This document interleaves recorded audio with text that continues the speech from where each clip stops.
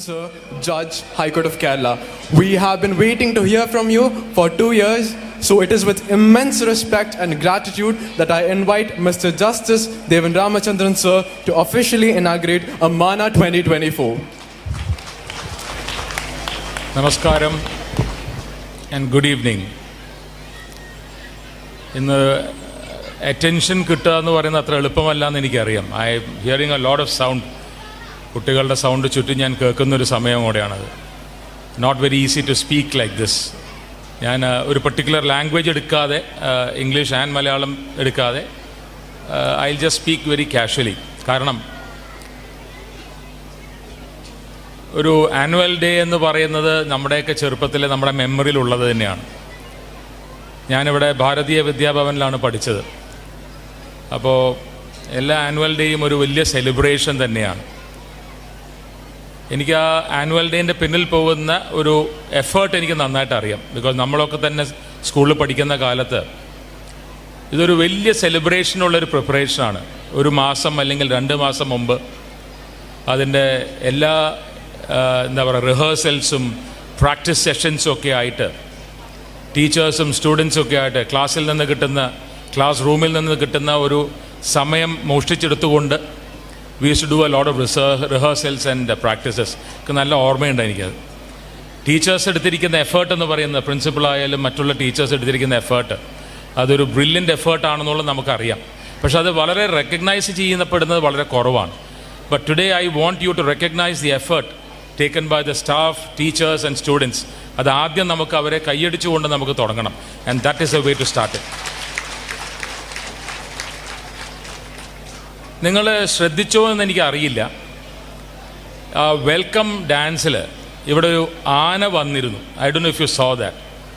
ഒരു ആന വന്നതുപോലെ തന്നെ തോന്നുന്ന രീതിയിൽ വളരെ ബ്രില്യൻ്റായിട്ടാണ് അതിനെ പ്രസൻറ്റ് ചെയ്തത്. ബാക്ക്ഗ്രൗണ്ടിൽ നമ്മൾ പൂരങ്ങൾ കാണുന്ന സമയത്ത് ഐ വാസ് ലിറ്ററലി മെസ്മറൈസ്ഡ്. ഒരു കുട്ടി മറ്റൊരു കുട്ടിയുടെ തോളത്തിരുന്നു കൊണ്ട് ഒരു ആനയുടെ ഒരു ആ നെറ്റിപ്പട്ടമുള്ള ഒരു പിക്ചറിനെ പ്രസൻറ്റ് ചെയ്ത രീതി, ഇത് ഞാൻ വളരെ ചുരുക്കേ കണ്ടിട്ടുള്ളൂ. It is absolutely magnificent. ആ കുട്ടികൾക്ക് നമ്മൾ വലിയൊരു കമൻഡേഷൻ കൊടുത്തിട്ട് മാത്രമേ തുടങ്ങാൻ പാടുള്ളൂ. ഇന്ന് നമ്മുടെ ഹൈക്കോടതി എന്ന് പറഞ്ഞാൽ നമ്മുടെയാണ്. ഹൈക്കോടതിയുടെ ലാസ്റ്റ് വർക്കിംഗ് ഡേ ആയിരുന്നു ഇന്നത്തെ ഈ കൊല്ലത്തെ. വെക്കേഷൻ സിറ്റിംഗ് വേറെ ഉണ്ടെങ്കിലും റെഗുലർ സിറ്റിങ്ങിൻ്റെ ലാസ്റ്റ് വർക്കിംഗ് ഡേ ആണ്. ലാസ്റ്റ് വർക്കിംഗ് ഡേ എന്ന് പറഞ്ഞാൽ one of the most busiest days of the year തന്നെയാണ് പലപ്പോഴും. അപ്പോൾ എന്നെ ഇൻവൈറ്റ് ചെയ്യാൻ വന്ന സമയത്ത് ഞാൻ ഫൈസലൊക്കെ വന്നപ്പോഴും പ്രിൻസിപ്പൾ വന്നപ്പോഴും ഞാൻ പറഞ്ഞിരുന്നു എനിക്ക് എത്ര മണിക്ക് എത്താൻ പറ്റുമെന്ന് സത്യം പറഞ്ഞാൽ അറിയില്ല. കാരണം ഇന്ന് നമ്മൾ പറഞ്ഞിരിക്കുന്ന മിക്കവാറും എല്ലാ ഓർഡേഴ്സും ജഡ്ജ്മെൻറ്റ്സും ഇന്ന് തന്നെ കൊടുക്കേണ്ട ആവശ്യമുണ്ട്. സോ ഐ ന്യൂ ഞാൻ കണ്ടമാനം സമയം ചേംബേഴ്സിൽ സ്പെൻഡ് ചെയ്യേണ്ടി വരുന്ന ഒരു ദിവസമായിരുന്നു. അതിൻ്റെ കഷ്ടകാലത്തിന് അത് കഴിഞ്ഞ് ഇതിലെ വരുന്ന വഴിക്ക് ചേരാനല്ലൂരിലെ ബ്ലോക്ക് ഞാൻ ഇതുവരെ ഇങ്ങനെ കണ്ടിട്ടില്ല. അത്രയും വലിയ ബ്ലോക്കായിരുന്നു. അപ്പോൾ മിസ്റ്റർ കബീർ ആ റെസ്പോൺസിബിലിറ്റി എടുത്തുവെങ്കിലും ഇവിടെ നിങ്ങളുടെ ഈ പ്രോഗ്രാം ലേറ്റ് ആക്കാനുള്ള മെയിൻ കാരണം ഞാനാണ്. ഞാൻ കുറ്റക്കാരനാണ്. അതിന് നിങ്ങൾ തരുന്ന എന്ത് ശിക്ഷയും എടുക്കാനും തയ്യാറായിട്ടാണ് നിൽക്കുന്നത്. അതവിടെ നിൽക്കട്ടെ.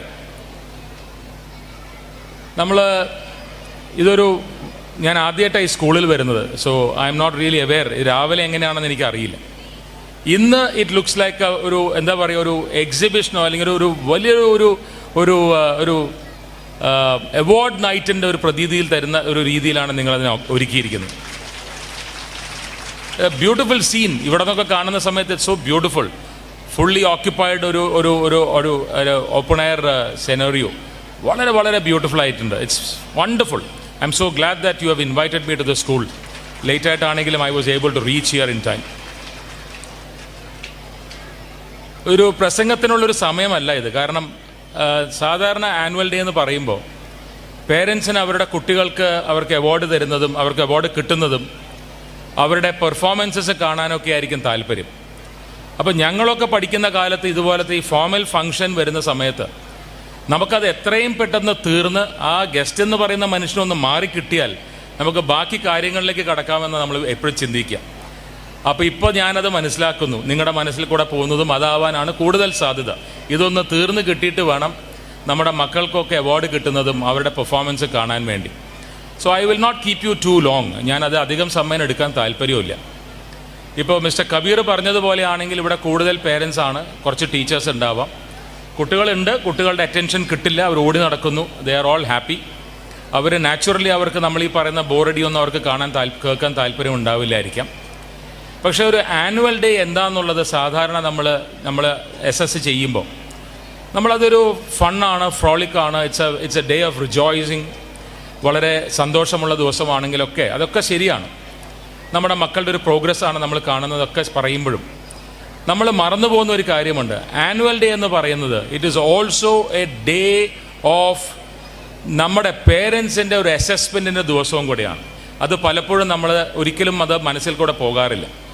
അപ്പോൾ നമ്മൾ ആനുവൽ ഡേ എന്ന് പറയുന്ന സമയത്ത് നമ്മൾ സ്കൂളിൽ വരുമ്പോൾ we believe that we are seeing the സ്റ്റുഡൻസിൻ്റെ ഒരു കൊല്ലത്തെ പെർഫോമൻസും ഒരു കൊല്ലം അവരുടെ ഇമ്പ്രൂവ്മെൻറ്റും അല്ലെങ്കിൽ അവരുടെ കൊല്ലത്തെ അവരുടെ സ്കൂളിലെ ജീവിതവുമാണ് നമ്മൾ സാധാരണ നമ്മുടെ മനസ്സിൽ നമ്മൾ വിചാരിക്കുന്നത്, അതിനെ അസസ് ചെയ്യുന്നത്.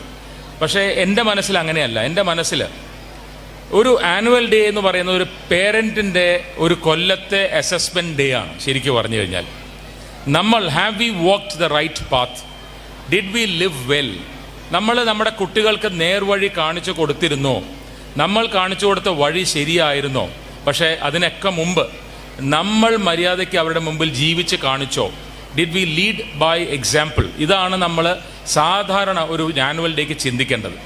ചിലപ്പോൾ പലപ്പോഴും നമ്മൾ ചിന്തിക്കാറില്ല, കാരണം നമ്മൾ അതിനെപ്പറ്റി ആലോചിക്കാറ് പോലുമില്ല.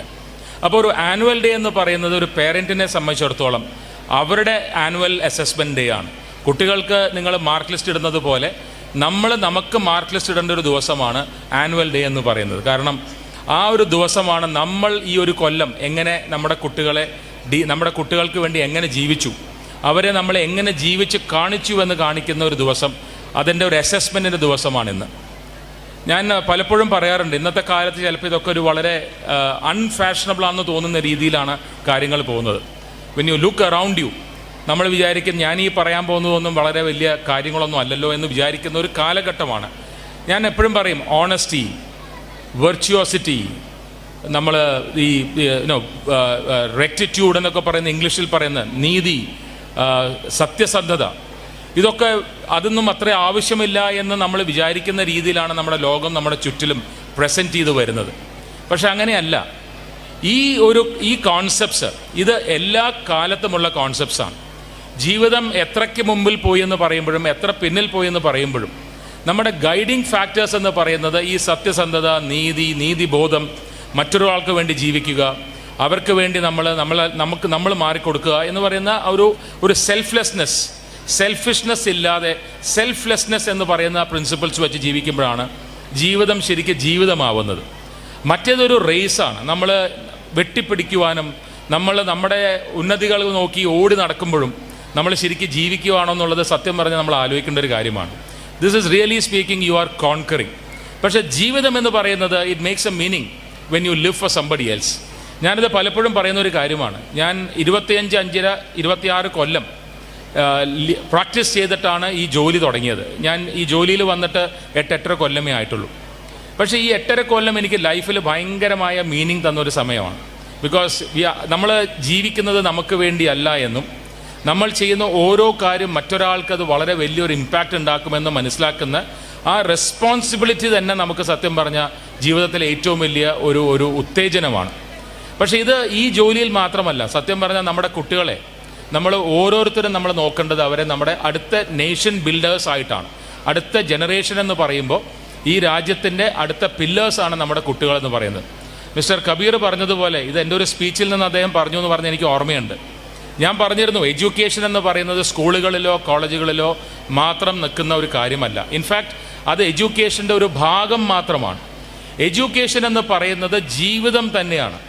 നമ്മൾ ജനിച്ച മുതൽ നമ്മൾ അവസാനത്തെ ദിവസം ഈ ലോകത്ത് നിന്ന് വിട പറയുന്നത് വരെ നമ്മൾ ജീവിക്കുന്നത് നമ്മൾ എഡ്യൂക്കേഷൻ്റെ ഭാഗമായിട്ടാണ്. നമ്മുടെ ജീവിതം തന്നെയാണ് നമ്മുടെ education.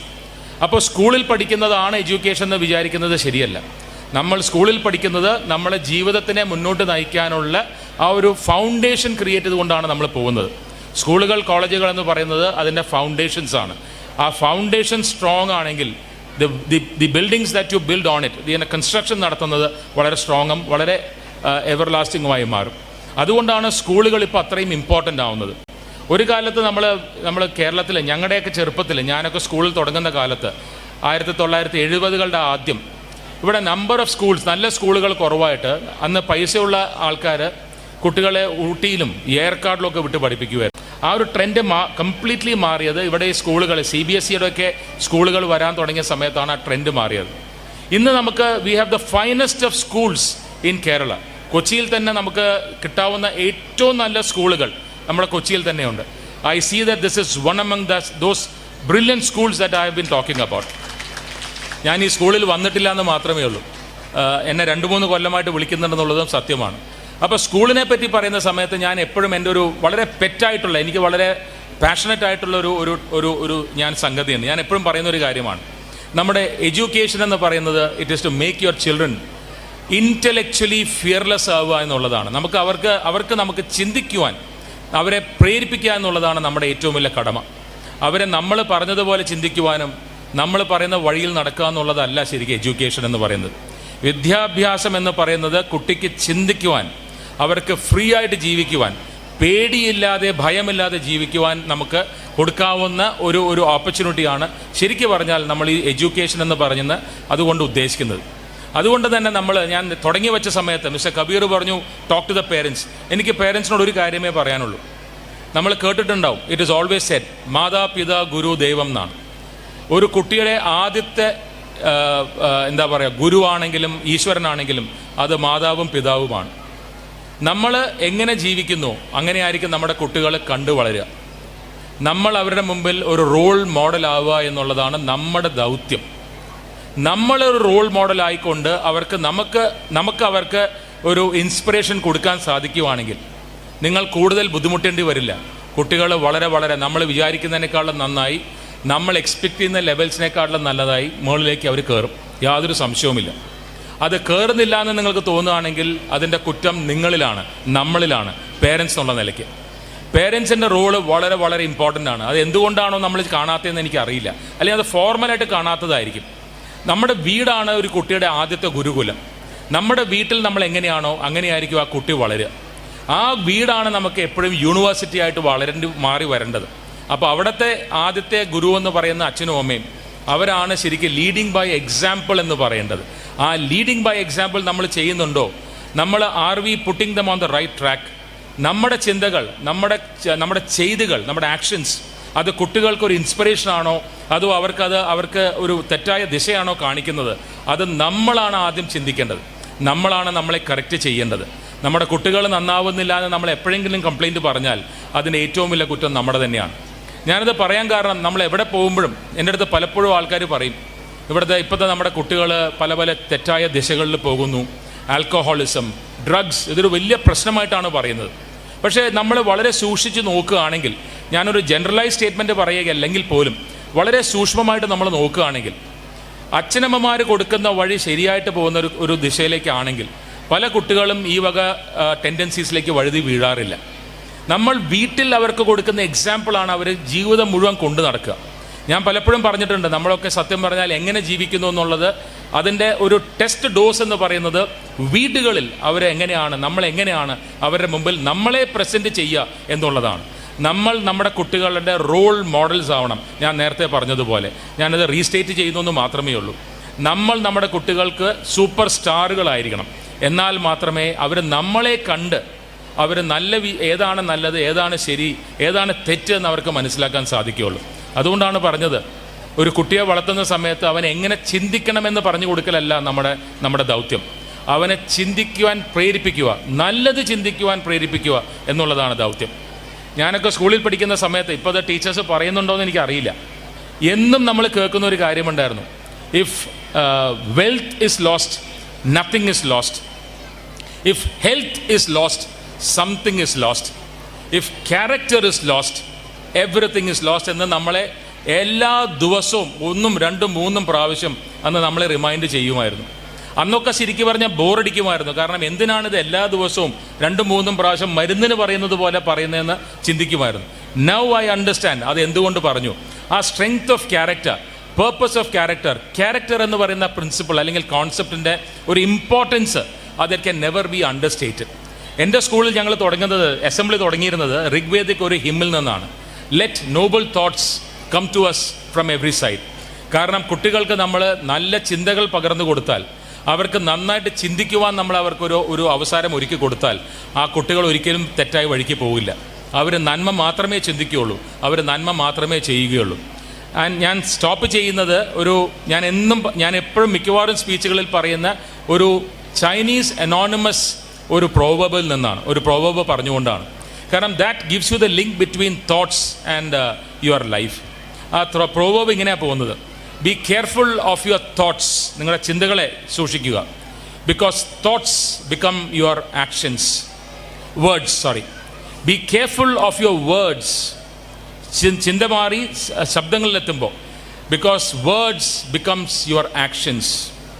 B careful of your actions, because actions become your habit.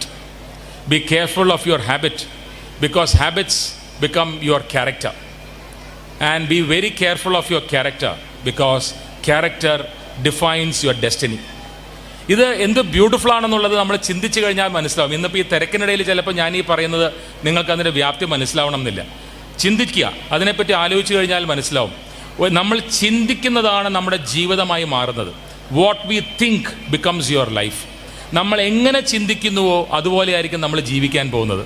നമ്മൾ ചീത്തയായിട്ടാണ് ചിന്തിക്കുന്നതെങ്കിൽ നമ്മുടെ ജീവിതം ആ വഴിക്കായിരിക്കും.